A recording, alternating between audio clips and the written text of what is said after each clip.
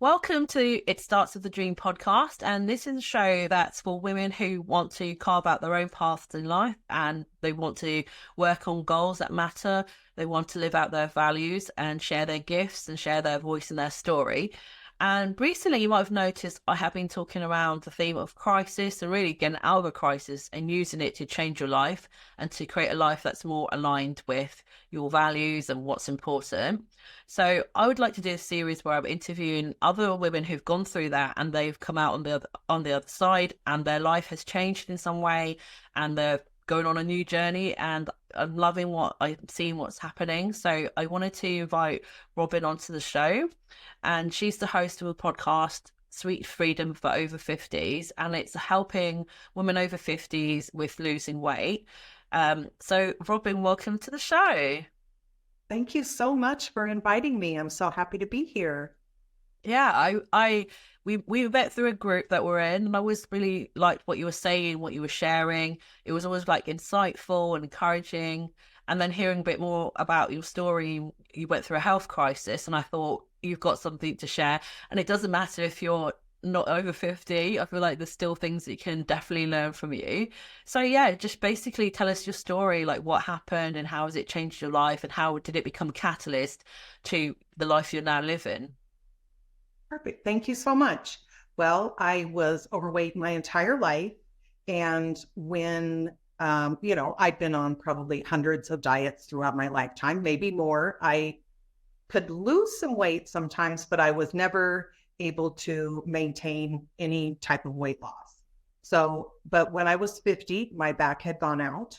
So it really left me struggling at that time because I knew what I needed to do, but I did not, the health crisis just hit me. I was depressed. I couldn't work. I couldn't clean my house. I couldn't hold my then 4-month-old grandson.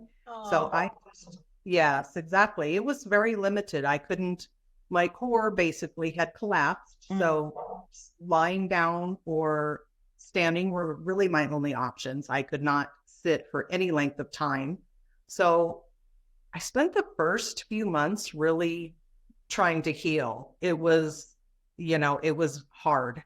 I didn't know, I didn't want to lose weight at that time. I just felt like I needed to heal my body at the time, even though I knew I needed to lose weight, that it was probably one of the things that made my back go out.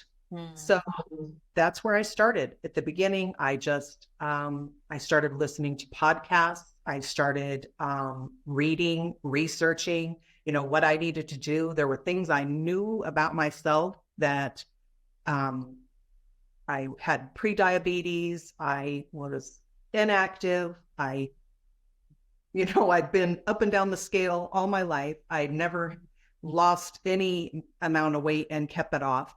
And when that hit me, I was so lost for a few months. Yeah. But yeah, Yeah, I can imagine because you need you need your back for doing things, and I have a sort of type of arthritis that does affect my spine. So most days there's some sort of niggly pains or some kind of stiffness or discomfort, and I only have it quite mild compared to other people.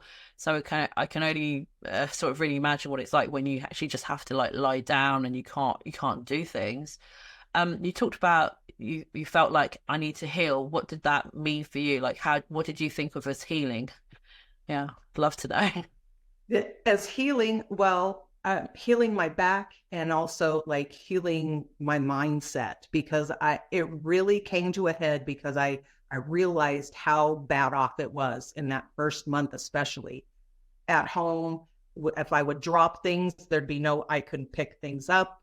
My husband would come home from work and there'd be things around the house that he'd have to pick up.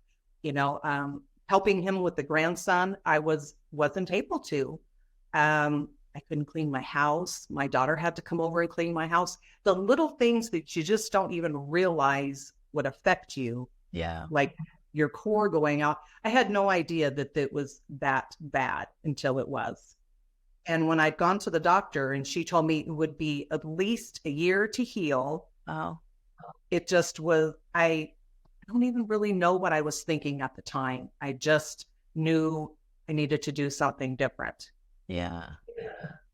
And I think that's really when I started to start listening to podcasts of people that were uplifting, how to shift your mindset and perspective, how to do things differently. I followed like neuro doctors, doctors who really wanted to think of the word.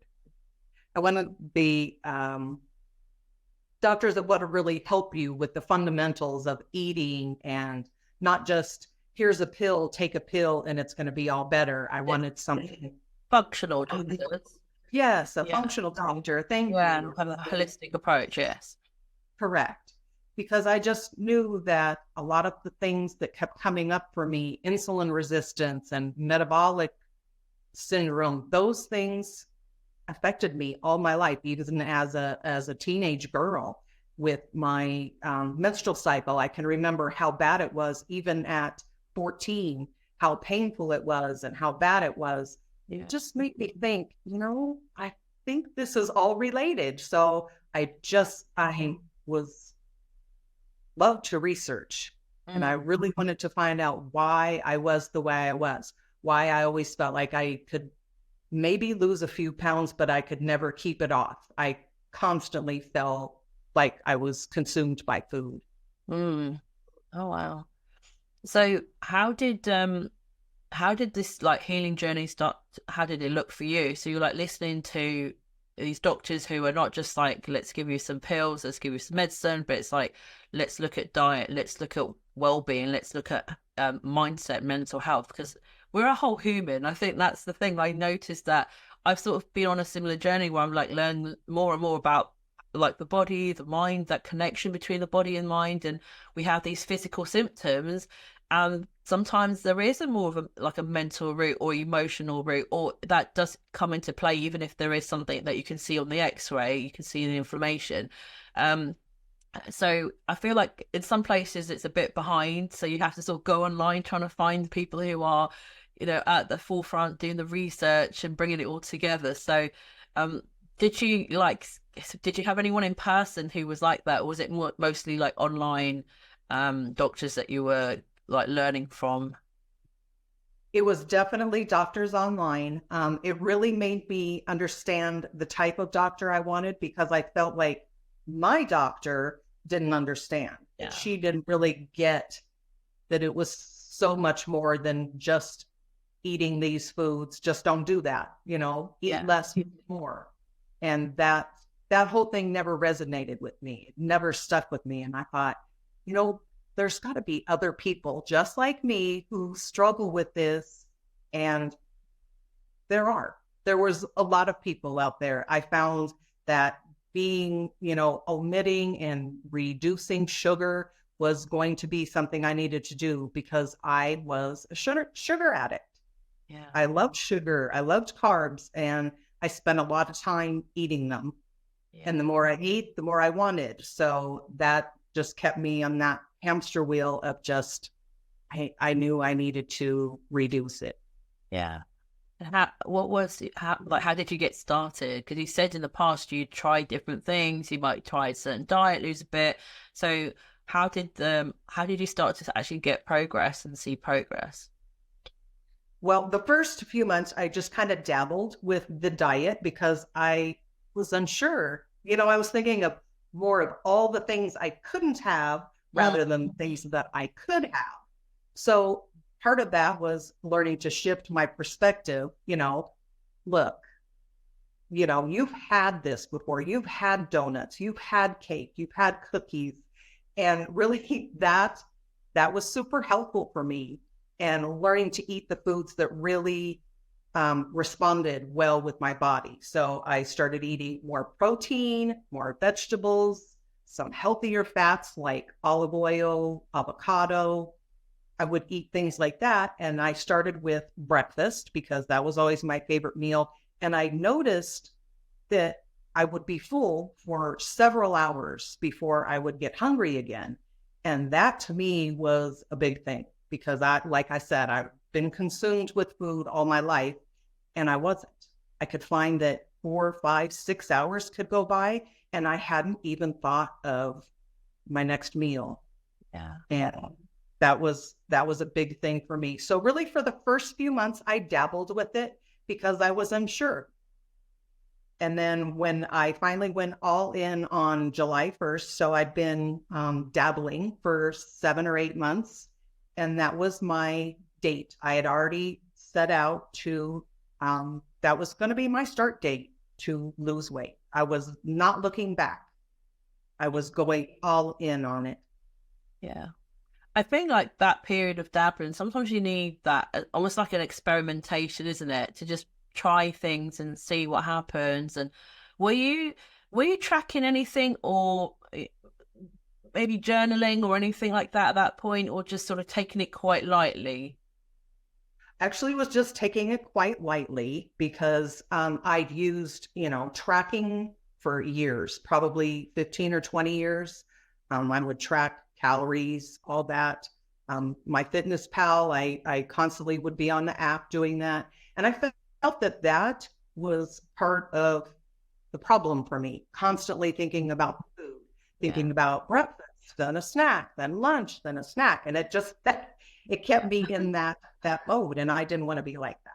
So the only thing I really kept track of was I kept track of what I ate so that I could be able to tell how I felt. Yeah. How the foods made me feel. How did I feel afterwards? How did I feel a couple hours later? How did I feel the next day? And when I started noticing the patterns, like I said, I could, stay fuller longer, and I wasn't thinking about the food. And then it just became something. When I was ready to start, I was ready to go. Yeah, it's like, it sounds like you made a decision, and it was almost like a switch in your brain was like, I'm starting, I'm committed, I've decided. Yeah. Correct. Absolutely. And what happened, like, what did you do after that? So like, what did it look like for you to go, like, be committed and go all in? Well, and that's when I really started my journaling, and I was very resistant at first because it just more was around the food. Everything I would write about, it wasn't about what was going on in my mind, it was about the food.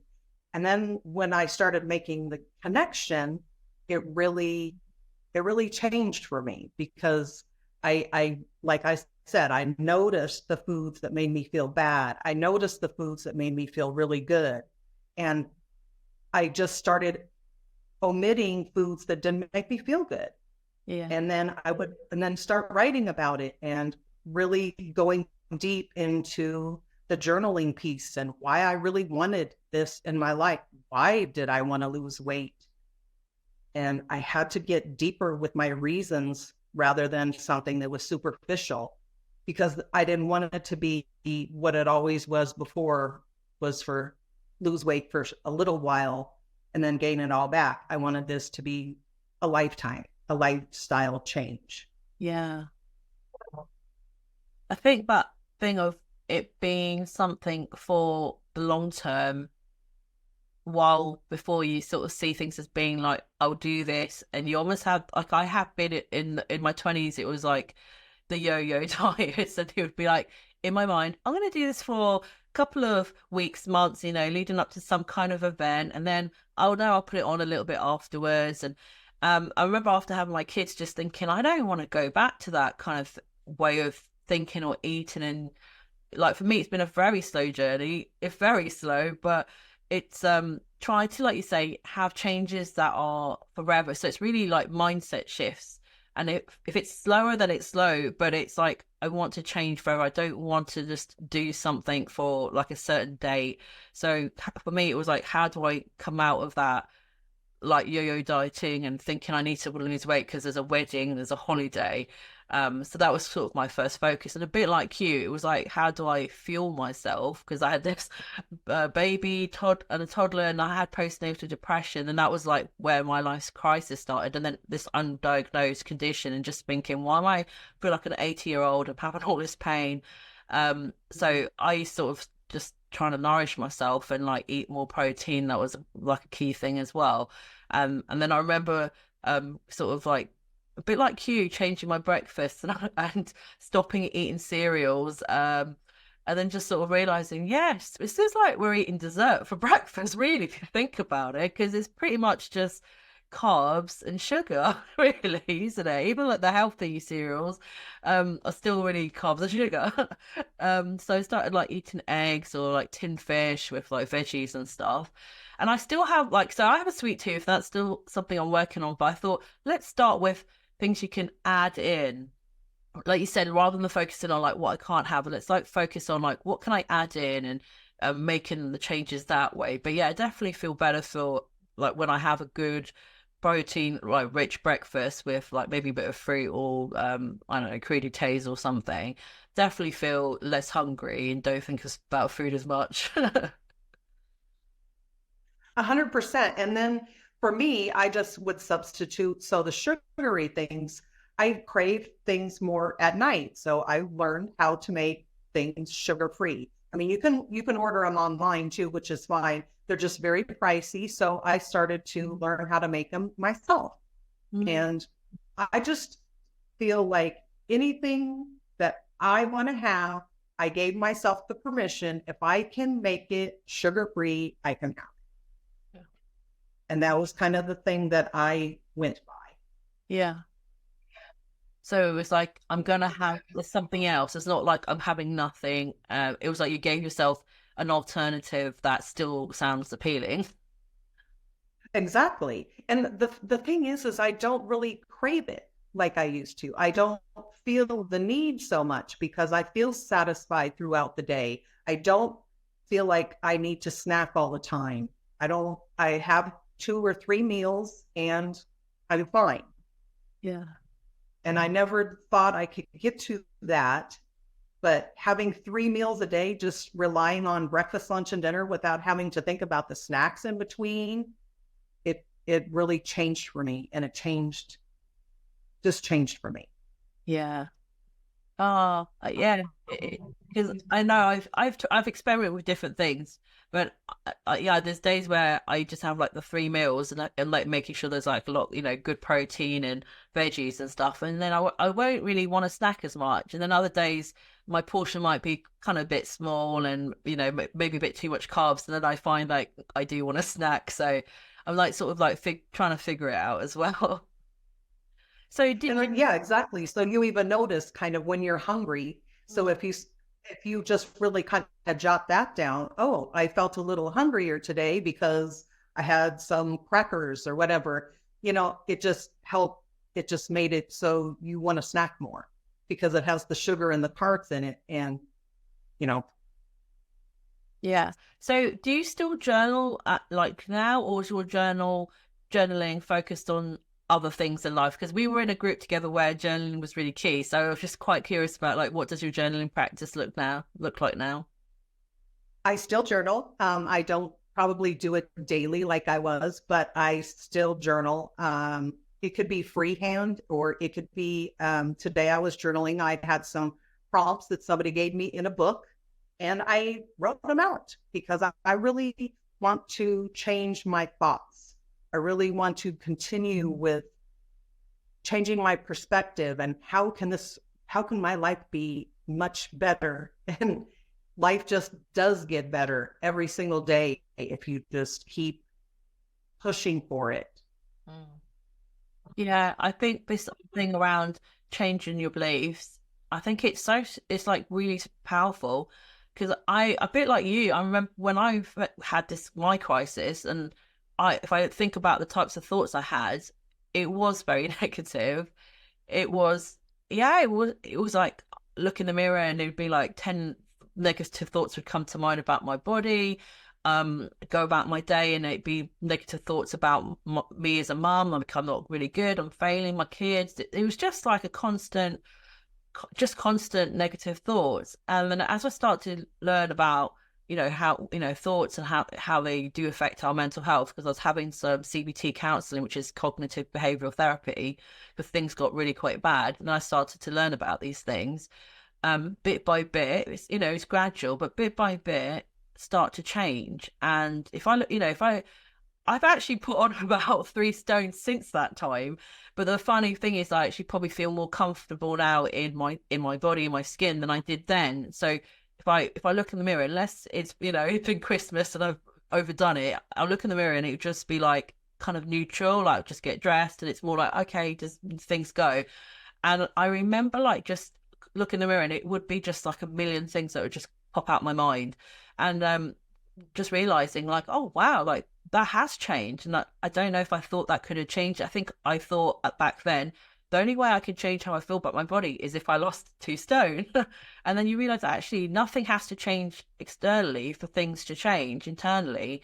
And I think that's really powerful about this belief change. And like you say, it also impacts other areas of life, because as you start to sort of be aware of your thoughts about one area, you realize, you bring it into another area and you think, oh look, I'm doing it in my work, thinking I'm not doing a good job with my presentation or whatever it is, and you start to manage your thoughts and navigate them there, and you also find that you feel better about your work, and it just goes into your whole life really. And then it starts to open you up to realizing that you can actually do more than you think, and you try new things. And that's what I found. 100%. And when I started my journey, excuse me, I thought it was about the weight loss. I thought, if once I lose the weight, I'll be fine. Everything will be different. And it's so untrue. And I think that's probably why I never was able to lose weight and maintain it for long periods of time ever in my life, because I always thought it was the weight. And rather than, just working on that, I started working on so much more. The mindset, the journaling. And when you journal and when you write things out, stuff comes out of you that you never even knew. And that's what really changed for me, the thought process going along with the weight loss. Yeah. It wasn't just about the weight, it was so much more than that. Yeah, I think it's all connected, isn't it? And I think journaling is a great tool for like processing emotions, and like you said, getting things out that you didn't quite realize were there. And a tool like when you are maybe like feeling a bit sad or frustrated or something, like doing some journaling first and just sort of seeing what's going on, what am I thinking? Because usually it's a chain of thoughts that have led to this feeling of frustration or upset or anger, whatever is going on. It's the thoughts that are around this thing that's happened. It's not really the thing. Like you said, it's not the weight loss. It's not, I'm trying to think, it's not the situation, but it's like the thoughts that have come around that situation. Then we start to give meaning to it. Like, oh, it must mean this. It must mean this about me. So I think like journaling, just looking at what's going on in my mind, what thoughts am I thinking, and just getting it out. It's very therapeutic as well, isn't it? It's so therapeutic. And I think it has thoughts come out that you really never knew about yourself, and it's very eye-opening. Yeah. Going back to, you said when you made that, you picked that date and you were kind of like making this decision you were going to lose the weight. What do you think changed in your mind? And you said you start to think about what you did want, and I guess in my head I call that creating a vision. Was that part of your process of like thinking what could life be, and then you have something positive to move towards, rather than, oh, I'm going to be missing out on like donuts, I'm going to miss out on, I don't know, birthday parties. Did you have like, this is what I get instead? And is that how you did it? Or yeah. A little bit. So what came up for me all the time would be, what would happen if I didn't quit? So I wrote down everything, whatever it was, whether it was being a size I wanted to be, fitting into something, or maybe if I wanted to go ziplining or rock climb, wasn't that extreme, rock climb, but whatever it is, Yeah. write it out. And whatever dream that you could possibly think that you would want to do at your ideal weight. And I would write it down and I think about it. And all those things kept coming up. But another important thing for me was setting the date, setting my start date to quit, because I'd done that when I quit smoking. back in 2011. My mom had passed and she was a smoker, and I knew I wanted to quit smoking. And for the first few months, I kind of set myself up to quit. So it was about 6 months later, I set my quit date to stop smoking. And that was the date I picked. And I haven't smoked since. And that way, that was what worked for me in my weight loss as well. So like, even as I dabbled with those few months, really learning on what I wanted to do, if that date in the future, just it set me up for success. I just, that was the date I was starting my journey and I wasn't looking back. Yeah. And that would just stayed so powerful for me to do that. And then what would happen if I didn't quit over and over and over again? Yeah. Those were the thoughts that would come when I would struggle, when I think, I really want to have these cookies. I don't, and it would be like, well, what would you do if you didn't have these cookies? And I would reframe it. Okay, I would feel amazing. And for me, feeling amazing every single day, having energy every single day, that's one of the things that keeps me going, because I want to feel like this every day. Yeah. I don't want to go back to sugar and feeling yucky every single day. Yeah. So are you essentially sugar-free then? Is that like your lifestyle now? Yes. Okay. Occasionally I have things, and I think it depends on your body. I did a lot of damage to my body for a really long time. I treated my body terribly with food for a really, really long time. And my body thrives on not having much sugar. Yeah. So how long was this process? Because you talked about the initial bit, which was about 6, 7, 8 months. And then how long did you get to, did you have like a goal weight or anything like that? Or it was just sort of like, let's see how I go. And the focus being on feeling good, like you said, feeling like energetic. Well, I did have a number in my head at first, but as time went on, I didn't. So I really only count July 1st of 2017 as my start date. That I don't count any dabbling before that, because I didn't have a scale at the time. I have no idea what I weighed. So that was the number. And as I started, I think if you're over 200 pounds, I think that was kind of my thing, to get under 200 pounds. And then I just kind of let the numbers go away. I didn't really think about it. I just kept going each month. Yeah. Yeah. It's interesting. For some people, numbers is something that drives them. And for some, numbers can kind of derail, isn't it? So I think it's like knowing what works for you. Yeah. Correct. And the whole journey, I'd say it was like a year and 9 months to 2 years. I got to a number that at a year and 9 months. And at that time, it was a number. It wasn't a number I was for a vanity reason. I just thought I could feel even a little bit better. Yeah. So I just kept going. Yeah. And I didn't pick a number then as well, but I did just keep going. So my weight loss was almost 2 years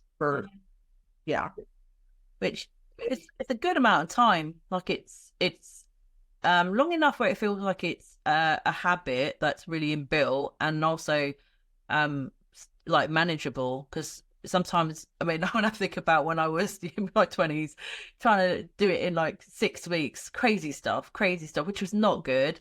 And I'm pretty convinced that that's why I had a gallbladder issue and had to take out my gallbladder. I'm like so convinced it was a yo-yo dieting, because if you think about it, it would be like eating normally, and that has fat, or it wasn't even eating normally, because after being on a very strict thing with like it was low fat in the 90s. It'd be like low fat, like literally not even, it was like no fat. It was just like I can't even remember. It was just vegetables and like very lean chicken or something. I think I lived on that. And then I'd get to my way, go on the holiday or whatever it was, come back, and then just like overeat, like then have like loads of takeaways, which would be very fat. So then I think the gallbladder was kind of like trying to like make bile for no fat. So then it's like, I don't need to do anything. And then it was like overload. Now I need to create loads. And I think it just was like, it didn't know what was going on. I'm pretty convinced that's what happened because it was maybe about 2 years after the extreme yo-yo dieting that I had the issue and then I had to have my gallbladder removed. So that's why I like to sort of share a little bit about like yo-yo dieting because I just think it just it's I don't think there's anything beneficial. I really don't think there's anything good that comes out of it. Like you want to lose weight, but maybe like you say, it's work on your mindset so you actually feel more comfortable as you are, and then start thinking about what can I do that's a lifestyle thing where I'm going to feel like more energy and focusing on those sort of things. Yeah. Yeah. And like you, I probably spent my 90s as well yo-yo dieting. Then the low fat thing came in. So, we heard, just eat low fat and everything's going to be fine. Well, Yes. the thing with low fat is sugar is added to things to make it Yes. taste better. So, once you learn all these things in your journey, it changes, right? Yeah. It's really interesting because it's like the things that we're being taught as being like the healthy things, we're now going, actually, eggs are good. Don't worry about like cholesterol. You can eat eggs. It's not the sugar, it's not the fat. It's the sugar that's causing like the weight issues. So you can actually have, you have some olive oil on your salad and have some steak and chicken. Like it's not actually the fat, it was the sugar that was causing these issues. But like let's probably not getting into it, but we do know like the food industry do play their little games, and they sort of like push this study, and you find out that study's been sponsored by like a sugar company or breakfast cereal company, so they're obviously going to sort of try and get results that are going to be in favor of their product. And then you start to learn these things and you're just like, oh wow, we had it all upside down, isn't it? It's absolutely true. And that just felt, even along my journey, there was so much to unlearn, so much to learn, and then relearn, just to keep going on the journey to better health. It's crazy to me how much time I feel like I wasted trying to diet my way and try to, be thin. Yeah. When it was just really so much right in front of you was just it. I really try to keep it simple, keep it plain, and it's helped me be successful. Yeah. And now you're also helping other women, aren't you? So you had this health crisis which led to you making these changes, and changes that seem like they've stuck. It's been years now, and now you want to share that with others and help other women. I do. It became a passion for me. I remember even at one time, probably at that year and 9 months mark, even praying about it, like, what do you want me to do? I felt like God was telling me to do something. Yeah. And oddly enough, I was thinking like a gym. I was thinking, how I would think. Should I open a gym? And that wouldn't be my thing. Yeah. Because I'm not that into that. But it just, it came to me once I lost the weight. It was like, maybe. And at this point, I was still in corporate. And of course, the pandemic hit and I was still in corporate at home. And I just kind of started working on the side, trying to really I hired mentors and coaches to help me. Yeah. And then I just figured out I really want to help other women, especially over 50, who are like me, that think that maybe their life is over, they're too old, they can't do something new, that, they struggled all their life. How could they possibly lose weight at 50? And that's why it's really become so passionate for me helping women, especially over 50. Yeah. And, I think what's really powerful is when you're the example, because you can, there's so many fitness people out there, health people, and sometimes you look at them and think, you've always been slim, you've always, looked healthy and, quite strong and lean. You don't know what it's like. So when I see someone who's like actually walked that journey, they've walked that path, I'm always like, I want to learn from them. I want to hear from them. So I think like you are like your best example, isn't it? For sure, because I think of the women that I follow that are over 50, and some of them are in fitness, and they're talking about how your weight changes as you're getting premenopausal and menopausal, and they're just a few pounds overweight, and I'm talking about a lot of weight over, and Yeah. it's different. It's not the same for sure. Yeah. So, yeah, tell us about you, how you help women. Do you have a Facebook group? Do you have programs? Do you do one-on-one? Yeah, let us know how people can work with you. Absolutely. I do have a Facebook group. It's Weight Loss Women Over 50, and you can find me there. It's a free group, so just come in there. I'm also on Facebook at Robyn Polk and Instagram at robyn.polk. I'm only doing one-on-one coaching right now, and I was doing like 6 weeks or 8 weeks, but I've really found that the women who get results have been with me for 6 months or more. Mm-hmm.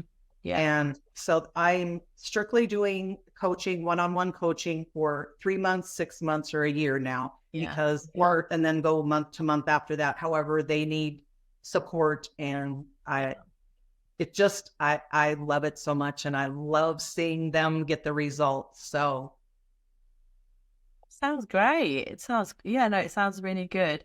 I'll also put those profile links into the description as well. So if you're on YouTube or if you're on the podcast or on the blog, you'll be able to read those and click them as well. Is there so what would be your final, like your key piece of advice or for someone who is struggling, what would be your, like, this is the one thing I want you to know? the one thing I want you to know is to keep going and keep at it. This is a process. You can't keep giving up. Give yourself a year. Give yourself a year to really commit to the journey and keep it simple. Yeah. Thank you, Robyn. It's been so nice to have you on and hear more about your story and to see how you are. Like you come across you come across like warm and really encouraging. Like I said, I picked that up when we were in the group together, and I'm really glad to have had you on here. And the work you do sounds like really amazing, really important, and helping women to realize it's a journey and it's not these like quick fixes, and it's actually doing this internal work, isn't it? The mindset shifts and really changing how we see ourselves, our self-image, our identity, and that is the thing that makes lasting change. Thank you, and thank you for everyone for watching or listening, and put your feedback. Let us know your thoughts in the comments. Thank you.